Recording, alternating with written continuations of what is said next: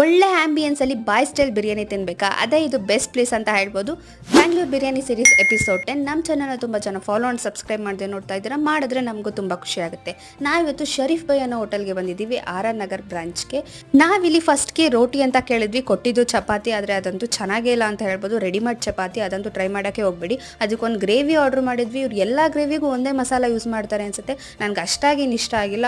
ಅದು ನಿಮ್ಗೆ ಇಷ್ಟ ಆದರೆ ಇಷ್ಟ ಆಗ್ಬೋದು, ಬಟ್ ನನಗಂತೂ ಒಂದಿಷ್ಟು ಇಷ್ಟ ಆಗಿಲ್ಲ ಅದು. ಆ್ಯಂಡ್ ಎಗ್ ಅಂತ ತೊಗೊಂಡ್ವಿ. ಎಗ್ ಮಾತ್ರ ತುಂಬಾ ಚೆನ್ನಾಗಿತ್ತು ಅಂತ ಹೇಳ್ಬೋದು. ಮೇಲೆ ಮಸಾಲ ಎಲ್ಲ ಹಾಕಿ ಚೆನ್ನಾಗಿ ಕೊಟ್ಟರು.